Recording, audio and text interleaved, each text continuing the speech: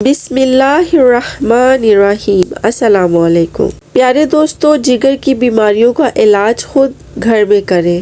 لوکی کی سبزی کو آگ پر سینک کر بھرتا بنا کر اس کا رس نکالیں۔ اس رس میں مصری ملا کر پینا جگر کی بیماری میں مفید ہے۔ خربوزے استعمال کرتے رہنے سے جگر کی سوجن ختم ہو جاتی ہے۔ جگر کی بیماریوں میں سیب سب سے زیادہ مفید ہے۔ سیب کھاتے رہنے سے جگر کو تقویت ملتی ہے۔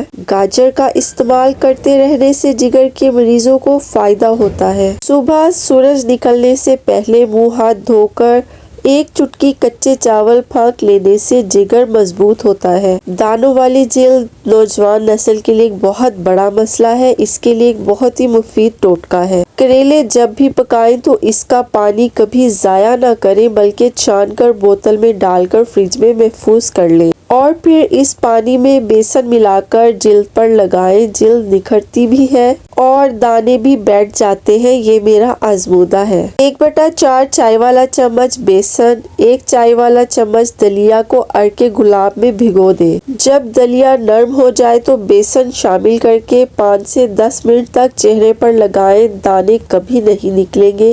آزمائش اور روٹین شرط ہے۔ شوگر کے مریضوں کے لیے زخم ایک بہت بڑا مسئلہ ہے، اس کو آپ 5 دن میں ٹھیک کر سکتے ہیں۔ شوگر والے بھائیوں کو جب کسی بھی قسم کی چوٹ لگنے سے زخم ہو یا کسی بھی قسم کا شوگر والے مریضوں کو زخم ہو تو پریشان مت ہو۔ زخم پر خالص شہد اور زیتون کا تیل برابر وزن مکس کر کے زخم پر لگائیں، انشاءاللہ 5 دنوں میں زخم ٹھیک ہو جائے گا۔ اس پوسٹ کو صدقہ جاریہ سمجھ کر شیئر کریں۔ ہماری حوصلہ افزائی کے لیے اپنی رائے کا اظہار کریں اور چینل کو سبسکرائب کریں، شکریہ۔ اگر سردی کی وجہ سے جلد خشک ہو جائے تو ایک انڈے کی زردی میں 1 چائے کا چمچ ناریل یا زیتون کا تیل مکس کر لیں۔ اس کو کانٹے کی مدد سے اتنا پھینٹیں کہ جھاگ کی طرح ہو جائے۔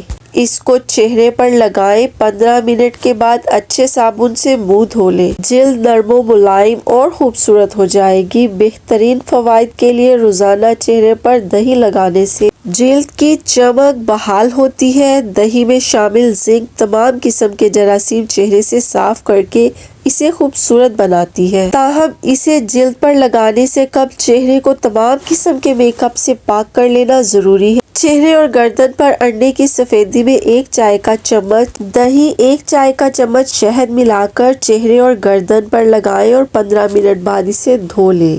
وہ رال جو بچے کے منہ سے ٹپکتی ہے، اس میں بھی ایک راز ہے۔ وہ یہ ہے کہ رال بچے کے بدن سے اس رطوبت کو خارج کرتی ہے جس کے باقی رہ جانے سے ایک بڑے ضرر کا سامنا کرنا پڑتا ہے۔ جس بچے پر اس رطوبت کا غلبہ ہو جاتا ہے تو وہ رطوبت اسے دیوانگی اور اختلال عقل سے دوچار کر دیتی ہے اور اس کے علاوہ بہت سی بیماریاں مثلا فالج اور لکوہ کا سبب بنتی ہیں۔ اگر آپ کسی کا بخار فوراً توڑنا چاہتے ہیں تو اس کے لیے ایک بہترین ٹوٹکا ہے۔ بخار کسی بھی قسم کا ہو، سبز الائچی چند دانے 1 کپ پانی میں ابال لیں۔ جب آدھا کپ رہ جائے تو اس میں 4 چمچ کھانے کے خالص عرق گلاب مکس کریں۔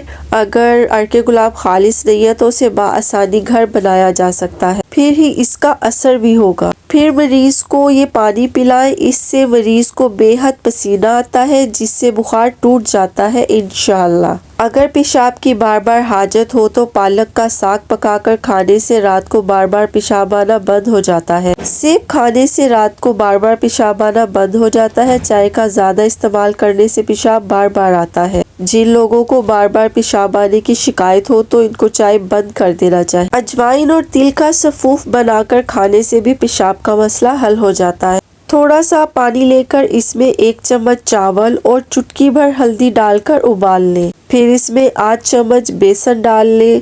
یہ ایک مکسچر تیار ہو گیا۔ اب اس مکسچر میں اتنا دودھ ڈالیں کہ ماسک بن جائے۔ اس ماسک کو 20 منٹ چہرے پر لگائیں، انشاءاللہ منہ دھونے کے فوراً بعد رزلٹ آئے گا۔ رات کو سونے سے پہلے بادام کے تیل سے آنکھوں کے گرد اچھے سے مساج کریں، سیاہ حلقے کم ہو جائیں گے۔ 3 کھانے کے چمچ زیتون کا تیل، 2 کھانے کے چمچ چینی کسی شیشی میں ڈال کر دونوں چیزوں کو مکس کر کے محفوظ کر لیں۔ کپڑے دھونے کے بعد یا کچن کے کام سے فارغ ہو کر اس تیل کو ہاتھوں پر لگا کر مساج کرنے سے ایسا رزلٹ ملے گا کہ آپ باقی سب ہینڈ کیئر پروڈکٹس بھول جائیں گے۔ ایک عدد پیالے میں ایلو ویرا جیل اور ارکے گلاب لیں، پھر اس میں وٹامن ای کے 2 عدد کیپسول ڈالیں۔ ان تمام چیزوں کو مکس کر لیں اور روزانہ رات کو سونے سے پہلے چہرے پر لگائیں۔ چمکتی ہوئی نرم و ملائم جلد کے ساتھ اٹھیں۔